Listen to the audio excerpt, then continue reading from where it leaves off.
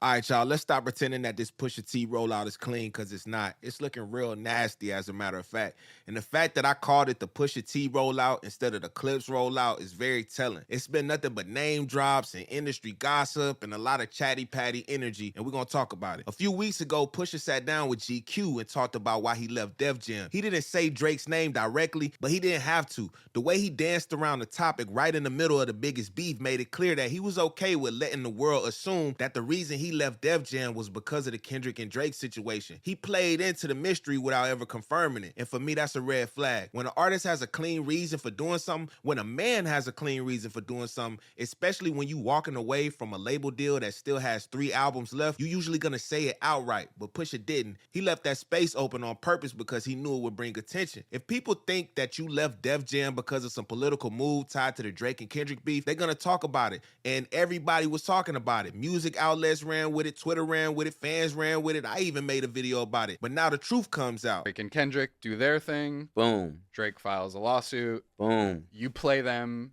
your new song with a Kendrick verse on it. Boom. We show up with the Kendrick verse, and everything's halted. It's halted. It's said that it will not be put out. They just didn't want to put it out. They would not speak via email. They don't want anything in writing. Yeah, the label would not send emails. Nothing in writing. Nothing in writing to my management. They would call my management, 10 times in a row, trying to get all of this, trying to, just plead their case. Mm-hmm. In my opinion, they didn't like the optics. They pinpointed a line where the phrase Trump card was used, right?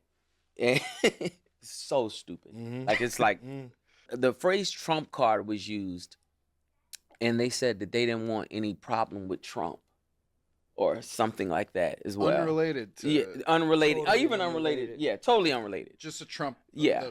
A Trump, yeah. So you felt like they were looking for something? Of course. They were looking for... To halt the optics. 1,000%. That's my opinion. That's my opinion. With the New York Times, Pusha admits that the real reason he left Def Jam wasn't because of Drake. It was because Kendrick used the phrase Trump card on the verse for the Clipse song Chains and Whips, and the label asked them to be removed. Man, that's so stupid it made my kneecap itch. Pusha said no and ended up paying a 7-figure fee to leave the deal. So now that it's a safe pivot, he finally tells the real story. But by then, the Drake smoke has already done what it's supposed to do and put eyeballs on him. That's what makes the rollout nasty for me. It's not the situation. It's him being silent for all of these weeks.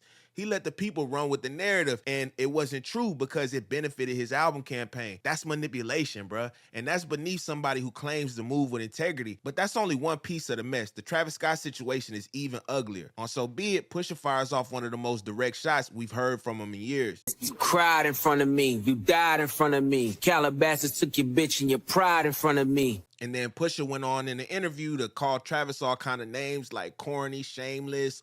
She was a whore. She's a whore. And he makes it clear that he has no respect for him. Now, here's the problem with that. Travis isn't a battle rapper. He's not in this for lyrical warfare. He's not someone who's going to trade diss records or show up to Hot 97 and spit bars. He a pop rap artist. He a performer. And even if he's shady behind the scenes, going after somebody like him publicly, it don't give you no cool points. It kind of make you look like a low-key bully. Travis is an easy target because he's not going to fight back. He now built like that. So when a seasoned rapper like Push comes from a battle-tested territory, decides to go full on against a guy who is basically a civilian, it looks like it's kind of one-sided. You don't get credibility for that. You just punching on somebody who won't swing back. And to be honest, the Travis diss feels more personal than principle. It makes the whole campaign just feel like bitter. Not artistic, not calculated, just bitter. And we seen Pusha weaponize controversy before. It worked once with Daytona. Back in 2018, just before the album dropped, he reignited his feud with Drake when Infrared dropped. He called Drake out for his ghostwriting rumors.